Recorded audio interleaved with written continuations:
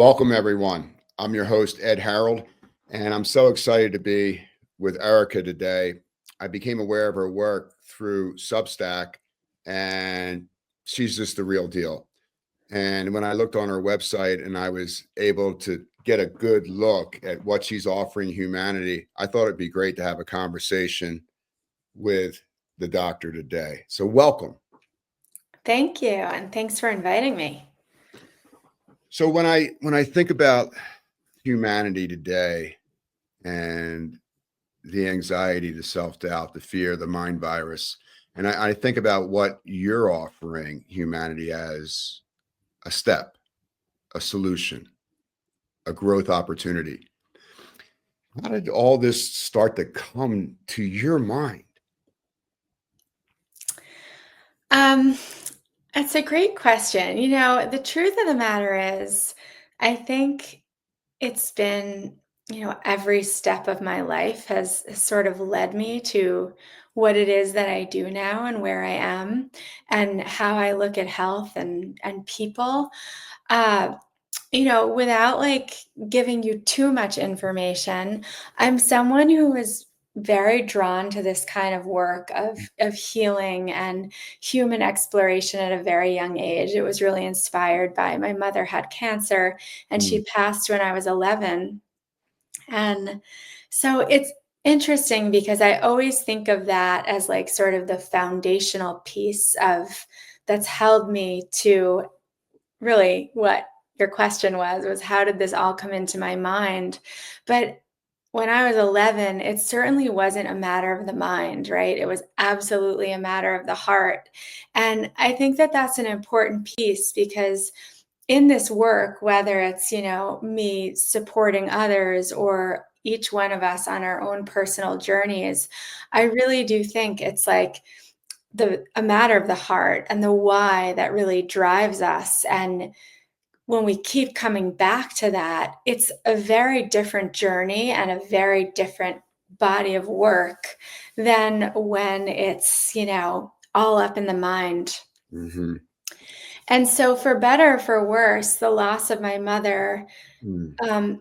it opened up the spiritual dimension of myself at a time, before I could really understand what that was or talk about it. But I felt a connection to my mother beyond the body that, just couldn't really be explained as a child. It just was. Well, being a doctor and, when we look at classic Western medicine, it's classic reductionism. And then when we look to the Eastern model, it's more of a quantum model. Uh, and I think both have huge value in today's environment. I totally agree with you. And I think that throughout my life, in my own journey of sort of becoming where I am today, it's that the pendulum has swung back and forth for me many, many times. I really like started the journey in more of the energetics or, the quantum world. My first sort of introduction into healing was Reiki.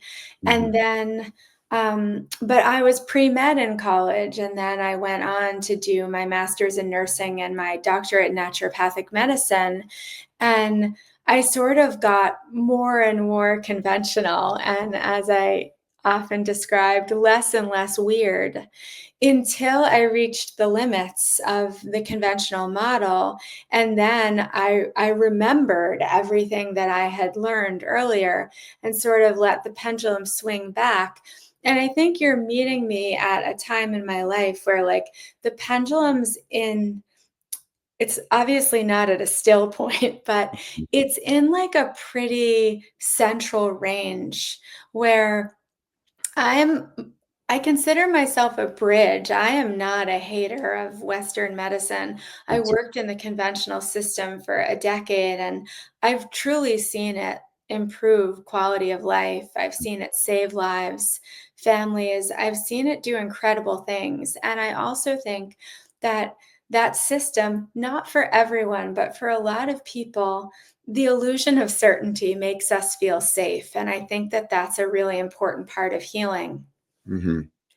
And having worked in that system for, a decade plus, more often than not, especially in this domain of like mystery illnesses or sort of unexplainable symptoms, I think the system is failing us more and more, and the system itself is becoming a limitation. And that's when I say, okay, like let's get out of this prison Mhm. and work with the breath. Look to what the ancients knew. Look to yoga.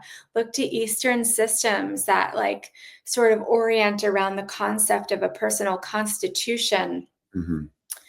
And I think that, it's this balancing act of, the way that I work. It's always like, let me take my medical knowledge and make sure that I'm not missing anything scary or concerning.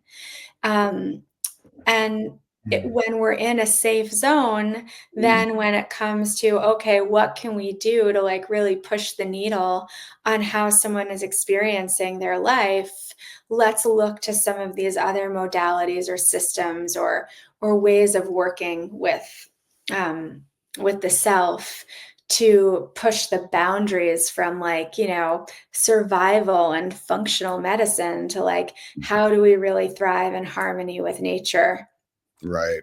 And, Mother's Nature's codes cannot be manipulated, and these codes, these fractals of light, these electrons that are circadian biology and lowering our entropy and all of these things that are kind of on the periphery are kind of sliding a little bit towards the discussion. It's exciting times.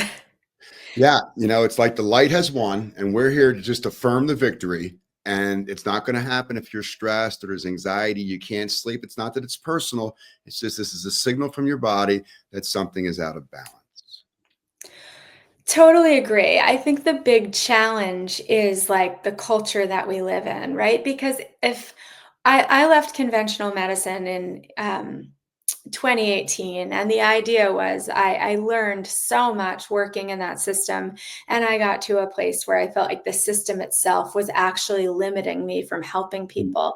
So I went out into private practice, and it's been amazing. Now I can mm, spend 2 hours with people, and we can actually like have the time to let the tears well up and excavate to the real roots and not just sort of, throw a supplement at something.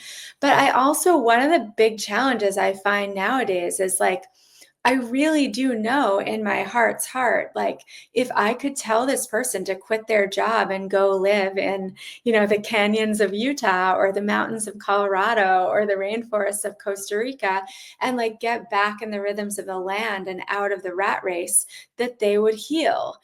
But like, people have kids, we have mm. bills, we have mortgages.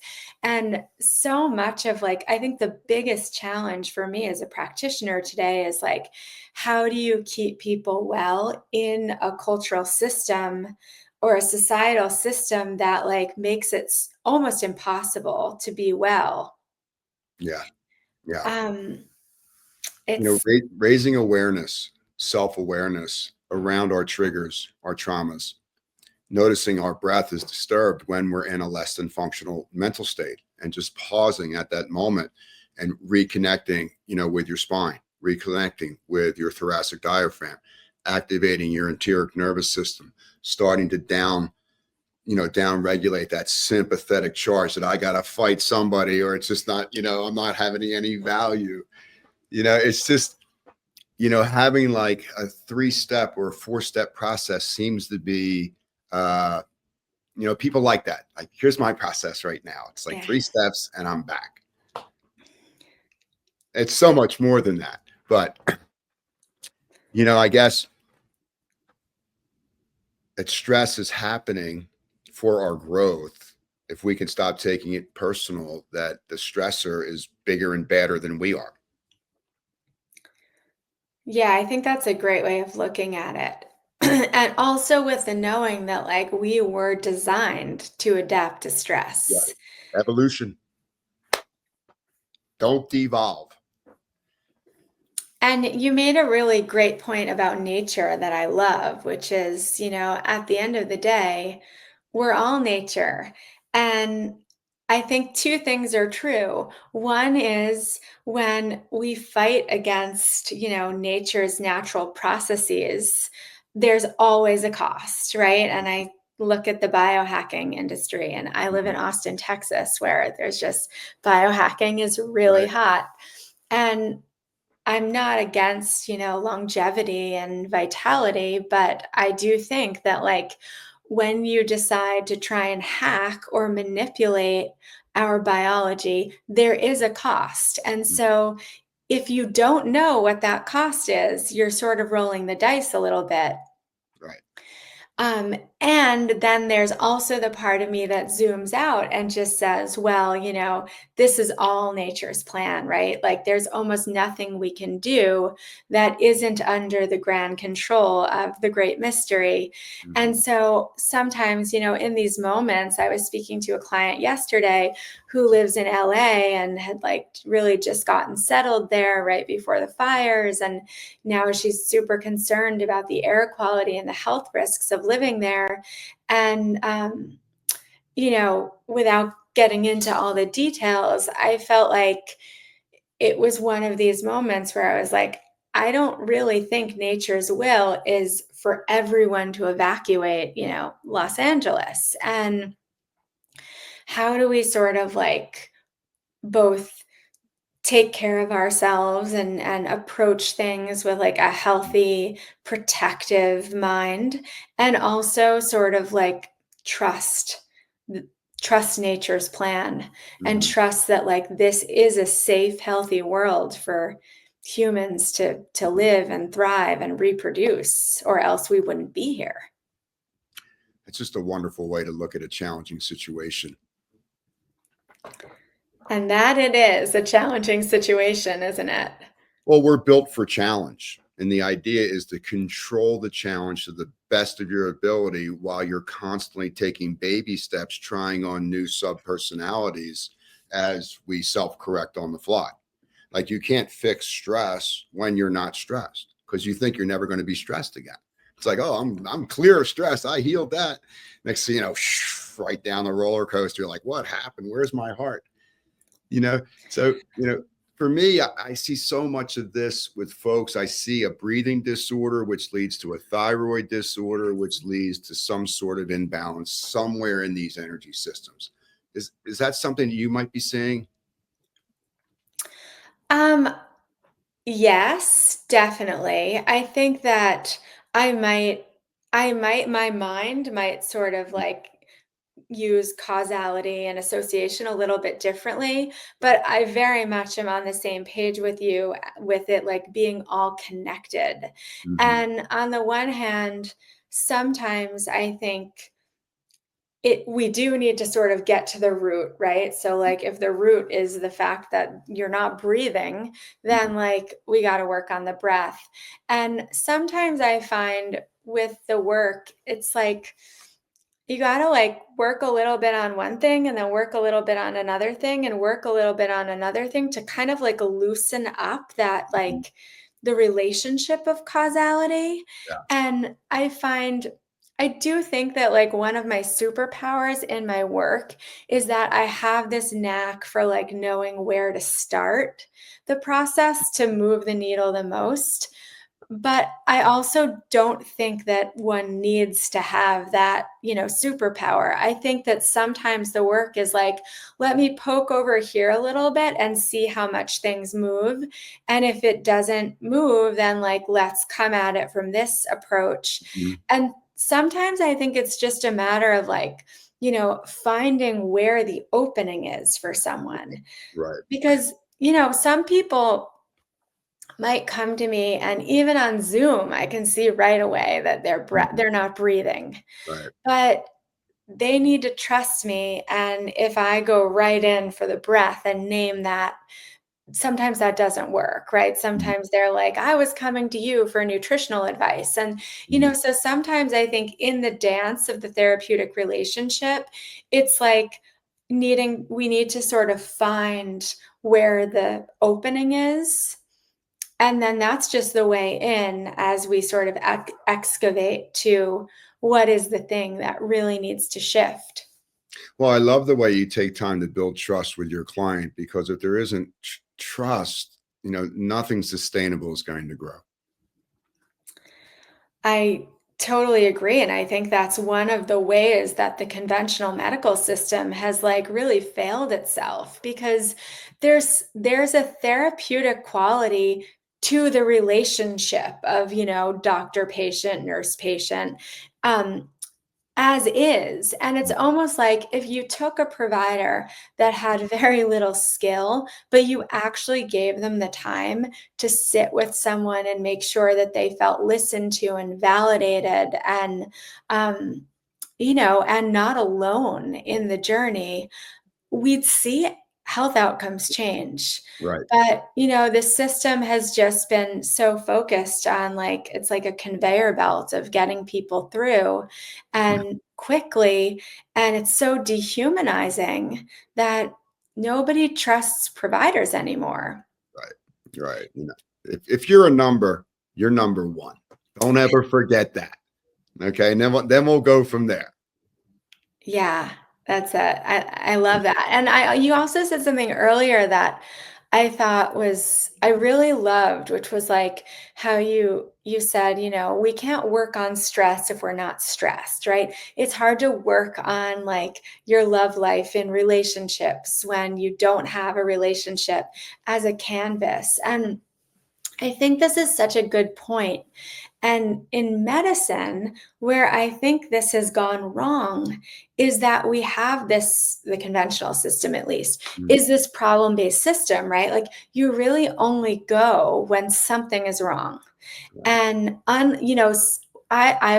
I've learned a lot from like the way therapists do things and the Mhm. way, Chinese medical doctors do things, where it's like you, it's really, really helpful to see someone when they're well Mhm.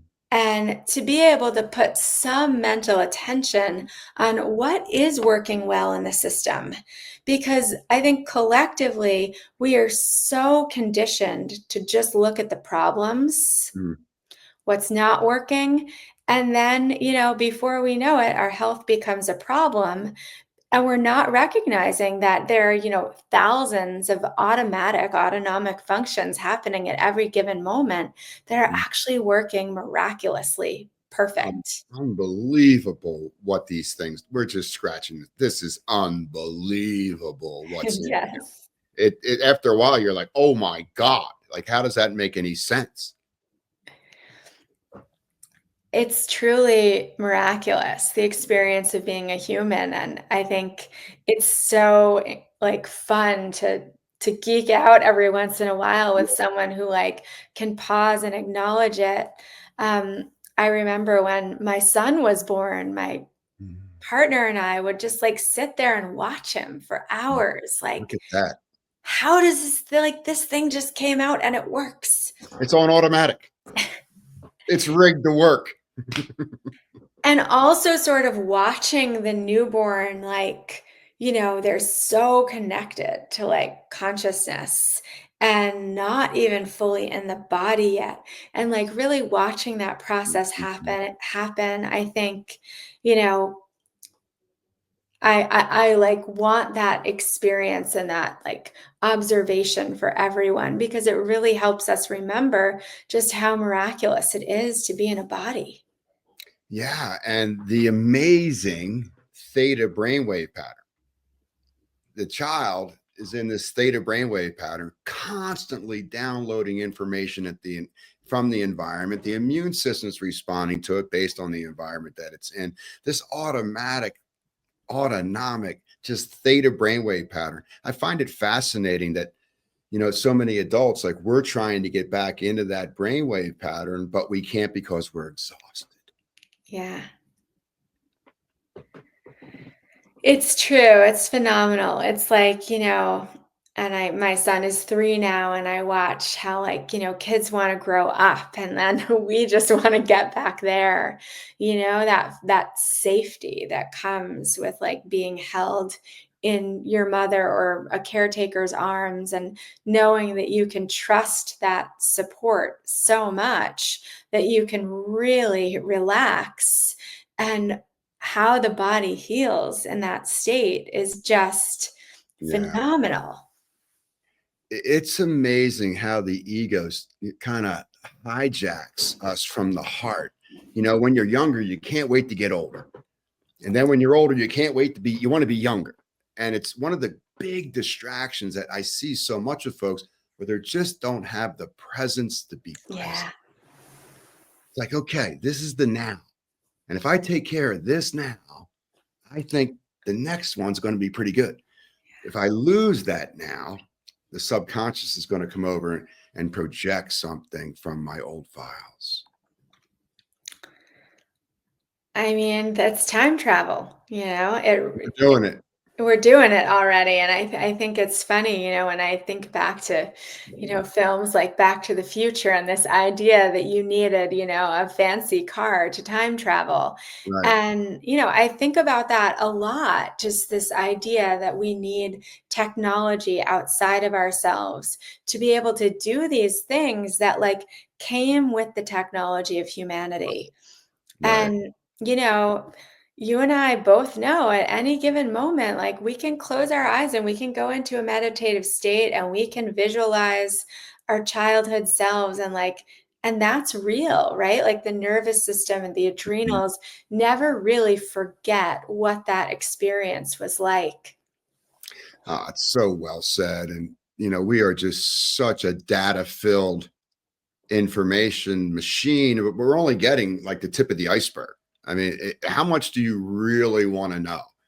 And you're not going to know it unless you have a stillness practice. Like you got to to listen because you can't learn anything new when you're talking. It's So go ahead. Go ahead. Yeah, it's true. I think it's one of our, current culture's biggest challenges is just the slowing down, the being still, the finding silence. I even look at social media these days. I was like a real lover of Instagram when it was a place for writing. And then all of a sudden, every time I open the app, it's like, unless the sound on my phone is off, it's like this sensory attack of, you Right. know, sounds and visuals and movement. And I think it gets harder and harder by the day to just like really find sensory protection or, quiet. Right. And you have to, that is your responsibility to, you came into this realm and all you were given was a body. Yeah. And you've got to protect this thing like the temple on the hill. And, distraction is a big part of the game today. And when you go out into nature, you notice, nature is the key. And it Yeah. talks to you in a language that's not English, it's not French, it's not Spanish, but you know exactly what she's saying. And it's the truth. And you begin to realize there's no ordinary moments in my life. Everything is extraordinary. Wow, I'm special. I'm somebody. Or, you don't feel left out, so to speak. I totally agree. I like one of my mantras is like, when I don't know what to do about something, it's look to nature. What would nature do? And sometimes I can look and look and not find the answer, but I can just go be with a tree. And somehow after that, I have more clarity. I feel like there's no new problems, right? Mm. We're just like learning how to solve them. Right. And, those that came before us and other forms of natural life, I think really have so much to teach us. Yeah. And geez, it's so much fun being the student. It just seems like exponentially there's these huge downloads of consciousness that are just blowing my mind recently. Mm. I also think we are in an interesting moment. We're in a moment of receptivity and change and openness that feels pretty new to me, Mhm. having been in this field for over 10 years. I remember in 2012 when I would suggest to someone with anxiety a meditation practice, or, looking into stress management or breath work. People would walk out of my office. Hmm. People were offended. And this was in San Francisco, California, where, people were a little ahead of the curve. Right. And then a few years later, something started to change. And it was like everyone was interested in alternatives to psych medications, Hmm. meditation, mindfulness, compassion cultivation. And I think that that interest is sort of exponentially growing. Yeah. Yeah, for sure. When I look at your website, I could just stay on it for hours because there's just so many great opportunities. If we could start at the physical level, and let's just start with the four quadrants. We have this, we have to call it something. So we have this physical, mental, emotional, spiritual, and I think about the physical, and just to simplify it, most of us are in autonomic dysfunction, which is causing this overheating in the brain and the body, which is causing acidity and inflammation. When you're working with the body, what are some of your favorite things to share with people? When it comes to the body, I think there's like a few categories of favorite things. One category is kind of like the conversation we've been having, which is like, let's remember the great gift of the sensory experience, right? Because there are a lot of people out there who are really wanting to get out of the body, right? They're suffering in the body and they're looking to spirituality for comfort. And so one of the things I love helping people find is where is the body working, and where is their pleasure, where is the sensation something that they want more of. I also really like working with food. Mhm. In my background, I have a lot of tools in my toolkit. And I Yeah. will say, to this day and age, like, food remains one of my favorite tools to work with when it comes to the physical body, because I think it's about so much more than food. Our relationships with food are very layered, right? From like how we experienced food as children, in families, in cultures. And then there's also these, like, I'm really interested in, obviously, I'm also a mom of a young kid. I'm really interested in the ways that we train babies and children physiologically. And I'm really interested in the relationship between how we do that with foods and, put kids into meal times Mhm. or introduce foods. And then this pattern that I often see in adults, which is like, Mhm. I don't know what to eat. I don't know what makes me feel good or what doesn't make me feel good, and what energizes me, and, how I feel after this lunch versus this lunch.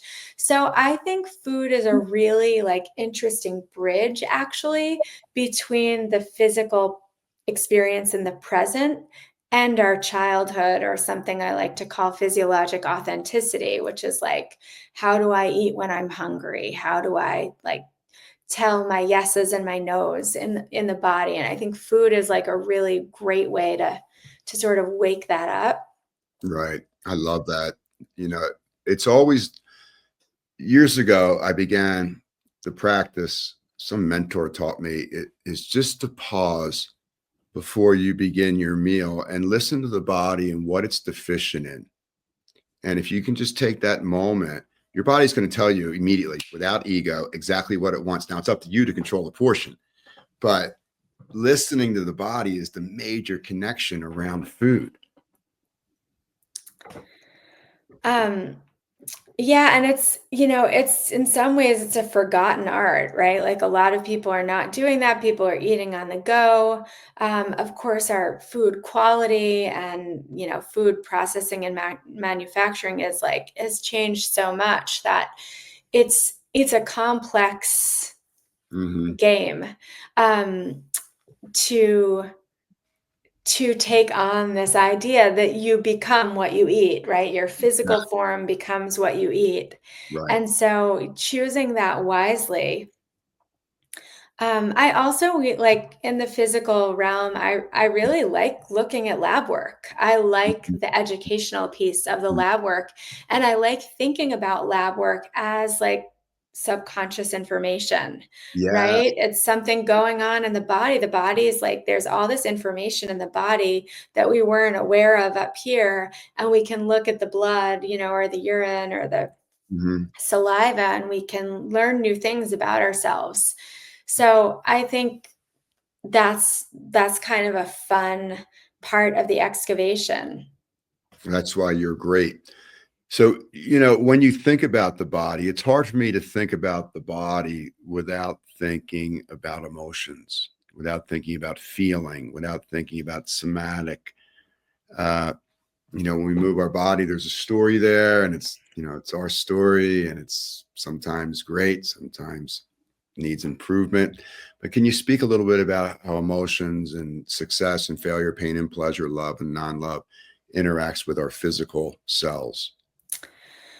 Yeah, I mean, the way that I think about it and the way I sort of frame it for my in my practice is that both the emotional and the physical quadrants of self have this way of drawing us inward.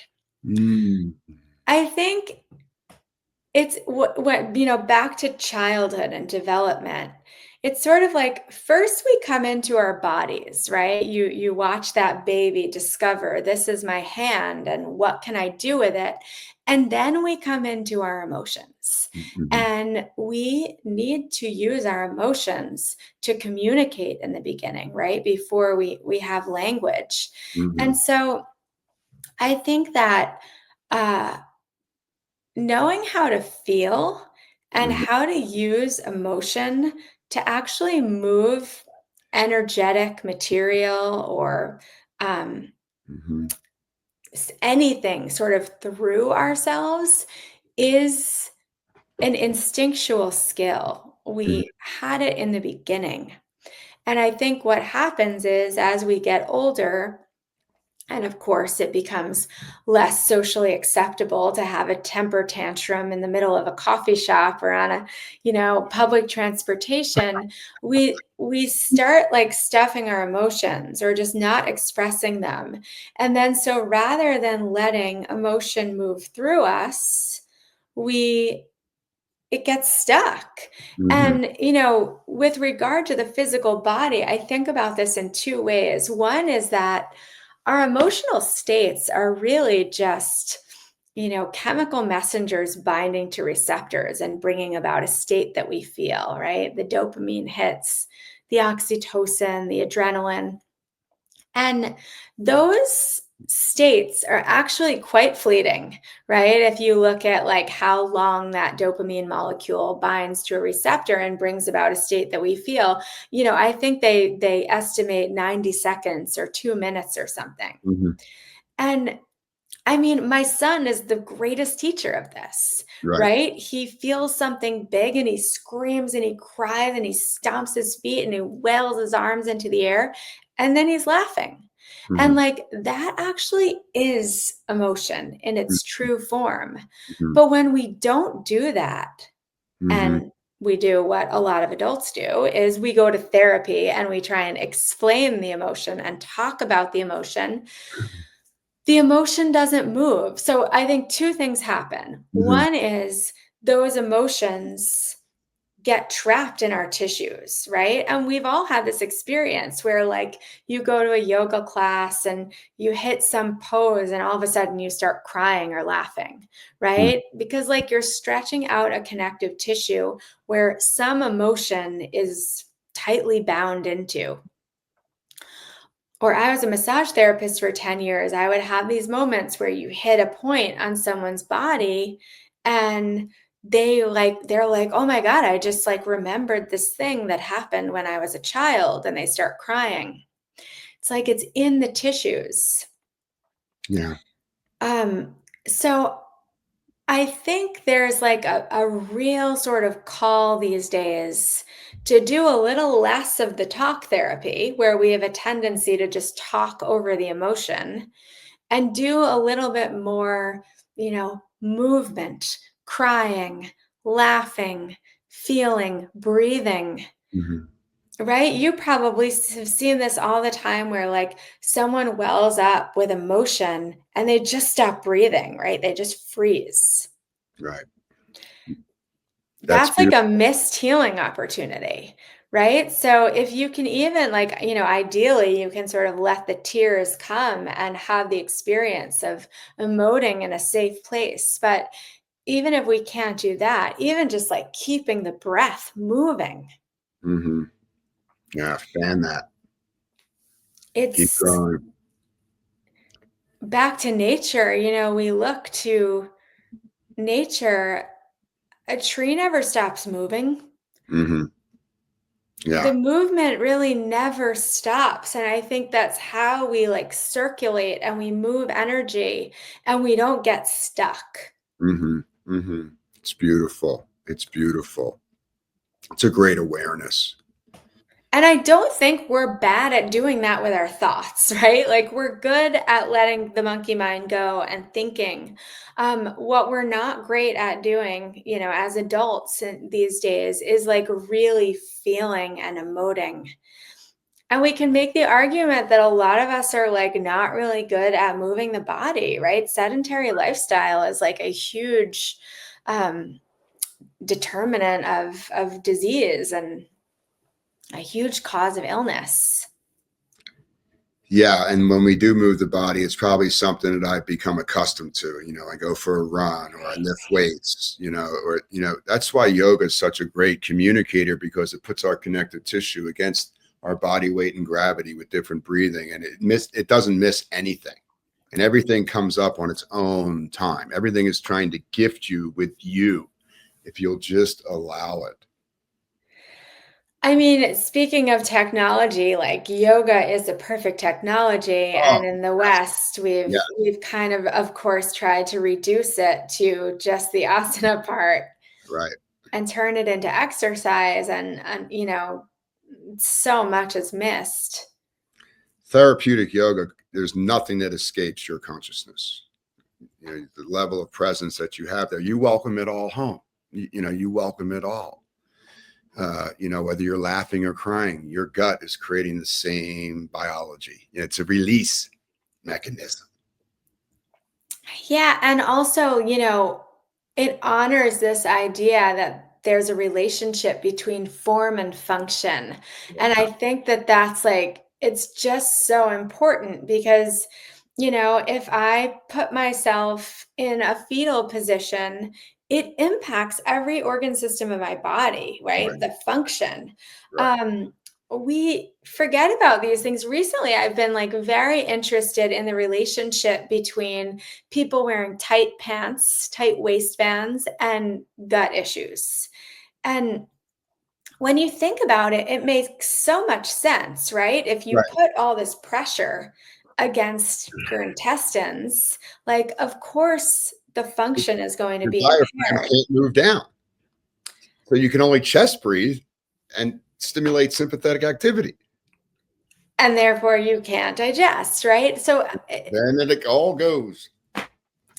it's these simple things, it's like speak coming back to nature, even something as simple as like putting clothing on these perfect bodies impacts our biological function.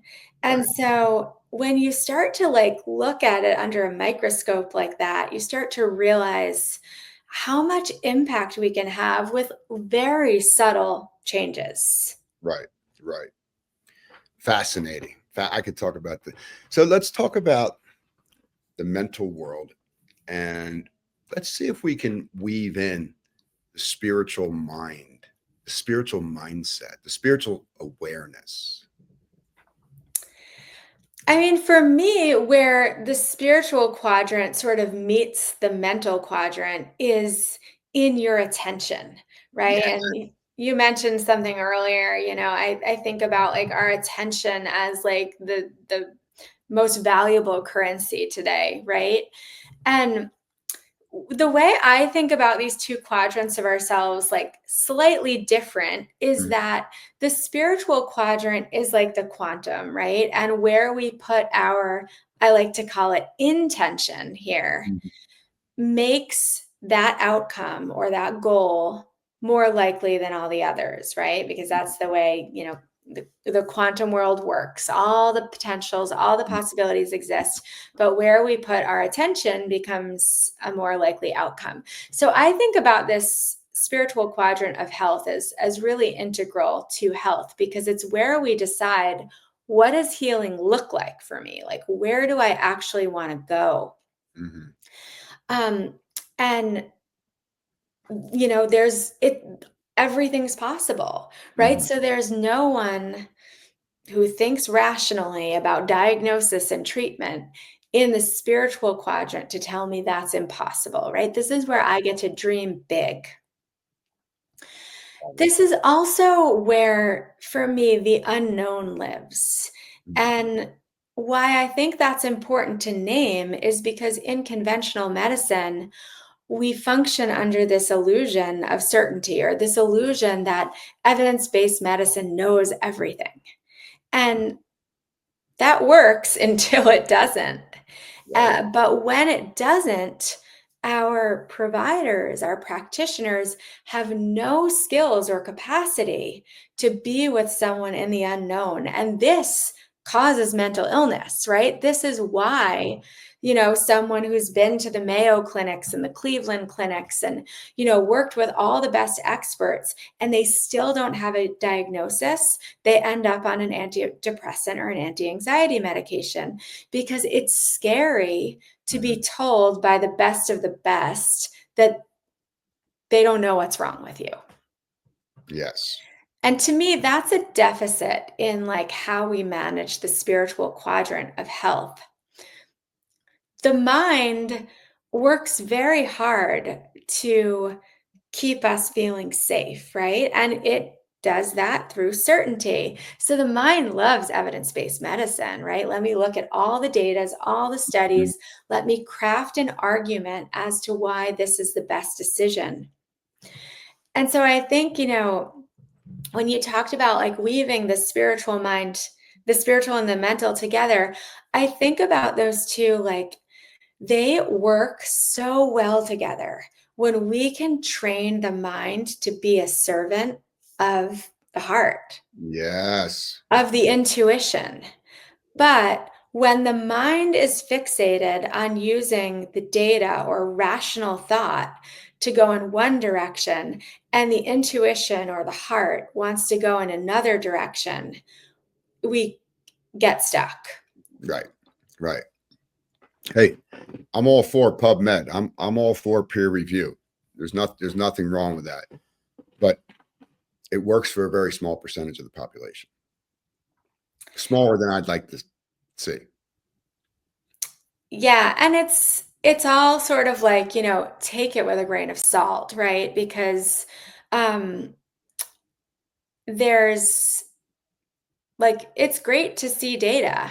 Mhm. And I remember when I worked in conventional medicine, I was often like the person that you come to when you don't fit in the majority, right? So like my colleagues would tell me like, yeah, of course I prescribe a Cipro for a UTI. I do it, multiple times a day. But when the patient in front of you is that rare, less than 0.1% that experienced like this rare tendinopathy and from taking Cipro, and it's ruined their life. And 9 years later, they're in your office, unable to find a path back to well-being. You think twice about prescribing that Cipro ever again. Right. And I think, this is the difference between like a public health official and a clinician. And I think it's really sad when we start losing clinicians to public health, because clinical medicine is an art. And it really needs to be, you need to be moved by and transformed by every person that sits across from you, because they're changing your perspective on the tools. Yeah. Yeah. And if you're not listening to that and you're just going back to the data and saying, well, this works 99.9% of the time, therefore I'm going to just always default to that, like, you completely lose the art of medicine. Exactly. So one of the great things you offer is you offer the awareness, the science, the application of the chakra system, which very old medicine. It's kind of a reflection of our glands and our hormones. And would you care to speak a little bit about chakra healing? I feel like you queued me up for this really well, because a lot of the time I feel like I have to give a lot of background before I jump into where the chakras live in my understanding of health and well-being. But I feel like you gave me a really good opening, because I almost see the chakras as like these windows between the seen and the unseen, or Mhm. like the physical and the metaphysical, or the sensory and the extrasensory realms.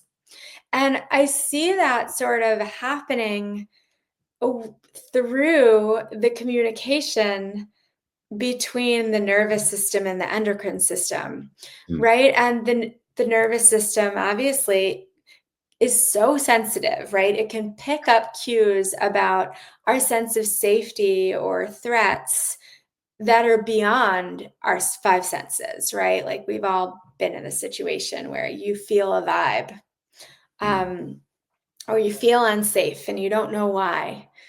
Um, and that's how sensitive the nervous system is. And then, of course, that's translated through nervous tissue to every organ system in the body. And we prepare to fight, flight, or freeze, or, we relax and we prepare to feed and breed and enjoy the finer things in life. And then that's also translated by the endocrine system into chemistry, where we get those, whether it's the adrenaline or the oxytocin or the dopamine, and there are receptors for those Mm. chemical messengers on organ throughout our body as well. So I like to name those systems for the Mm. skeptics, right, who hear me say chakra and they're like, oh, that's too woo-woo.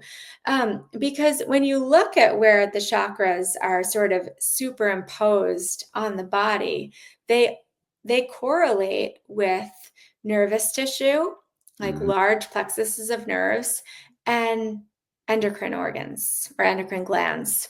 Right. And so the way I think about it is like, if the word chakra is too woo for you, great, let's throw it out the window. But let's talk about the fact That's right.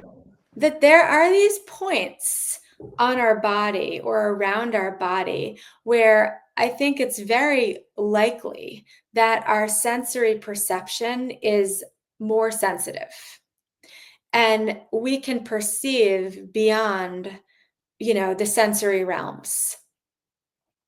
And so information is coming Mhm. in these different parts of the body, or parts of, let's call it, the subtle body or the energy field. And I like to think about that as sort of like seven different perspectives on self, right? So, seven different Great. perspectives on health, seven different perspectives on the world around us, our relationships. And so I use the chakra system a lot as sort of, it's like an invisible framework that the material body and the material world sits upon.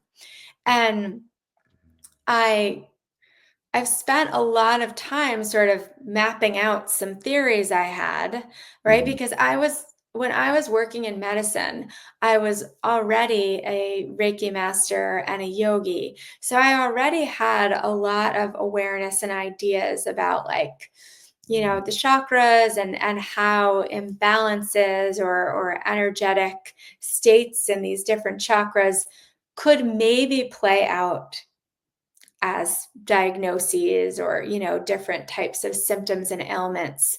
And the cool thing about working in conventional medicine and not having a lot of time with people is you see a really high volume. So I felt like I got a really good platform to observe and test some of these theories, and to a place where I feel like I've really mapped out different themes of imbalance and how they might sort of show up physically, mentally, emotionally, and spiritually.